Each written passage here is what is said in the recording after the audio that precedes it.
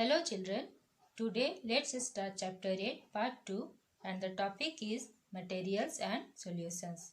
In part 1 of the chapter we have learned definition of materials and solutions and types of solutions and their examples. Our today's topic is methods of separation. First of all we should know what is separation and why do we need separation. Separation. Separation is the process by which we obtain different substances mixed in a mixture. For example, mixture of food grains and stones, sugar and water. Air is also a mixture of gases and the food that we eat is also a mixture. And separation is needed to remove unwanted substances from the mixture. For example, we cannot drink tea as it is. We need to separate tea leaves from it. To remove impurities from the water. To remove pebbles in grains, etc. Sometimes useful mixtures can also be unwanted. For example, curd is useful for us, yet people churn the curd to get butter from it. This process of removal of impurities or undesirable substances from various types of mixture is called separation, and we need different methods of separation. So, let's start methods of separation. There are two types of solute. One is soluble solute and another one is insoluble solute. At times, we need to separate solutes, soluble or insoluble, from solution. For example, we need to remove mud from water to make it clean. So, there are different methods to separate different solutes. Let us study about them. Now, we have to study different methods of separation are evaporation, sedimentation and decantation, and filtration. Let's start with evaporation. It is a process of separating two substances which are soluble. This method is used to separate a solid non-volatile constituent, generally soluble, of a mixture from its liquid constituent by allowing the solvent to vaporize completely. For example, separation of salt from a solution of salt and water. Let's do an activity. Take some salt solution in a heat till the time all water of the solution evaporates. You will find white residue. If you taste it, you find it to be salty. Thus we can see that salt is evaporated from a solution of salt and water by the process of evaporation. Let's see how to separate insoluble solid from its solution. Three methods that can be used to separate insoluble solute from its solution are sedimentation and decantation and filtration. Sedimentation. Sedimentation is the process of separating an insoluble solid constituent from a solution by allowing it to settle down at the base. Decantation. Decantation is the process of pouring off the upper clean liquid without disturbing the sediment. These methods can be used to separate sand from a solution of sand and water. Let's do an activity. Take some amount of sand in a glass. Add a little amount of water to it.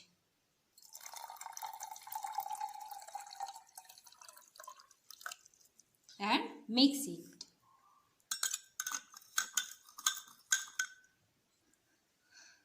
Allow the mixture to stand for some time without disturbing it. Sand is heavier than water and so do not get dissolved in it. Thus, it settles down at the bottom. This process of settling down of sand is called sedimentation. Now, carefully hold the glass and tilt it and pour out the water into other beaker. But make sure that the settled sediment remains undisturbed. After the water is decanted into other glass, sand will be left. This pouring of water, leaving the sediment behind, is called decantation. Thus, we can see that sand is separated from a solution of sand and water by the process of sedimentation and decantation. Next method of separation is filtration. It is a process of separating insoluble solid constituents from the liquid by passing through a filter. For example, separation of chalk, which is insoluble, from a mixture containing chalk and water. Let's do an activity.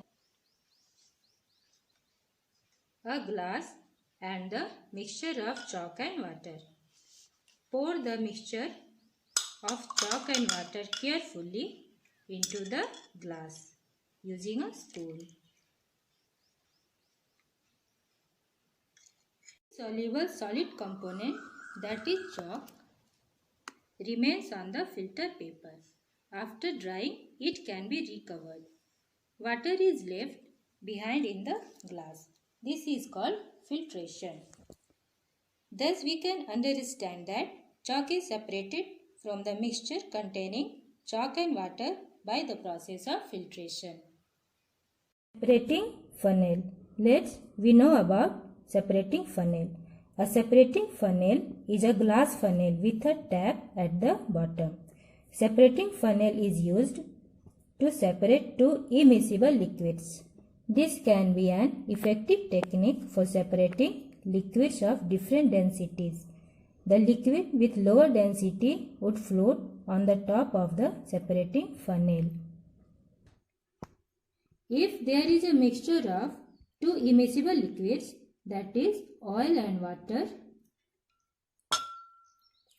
then they do not dissolve in each other because of their different densities. Thus, by using separating funnel, they are separated. Now, all of you do test yourself in your book. That is, fill in the blanks. 1, 2, 3 and 4. Now, let's start question round. A. Fill in the blanks. B. Write true or false. C. Match the following. All these objective questions all of you do in your book. Question number D. 1. Define the terms A. Solution, B. Solute, C. Solvent. 2. Differentiate between soluble and insoluble substances. 3. What is sediment? 4. What do you understand by separating funnel? Question number E. Answer these questions in detail. 1. With the help of an activity, explain the process of sedimentation and decantation. 2. Explain the process of filtration. 3. How will you separate a soluble solid from a liquid? 4. Describe solution with the help of an activity. Question number D and E do in your science notebook. And in next class, I will give revision of all the chapters we have learned. Thank you. Have a nice day.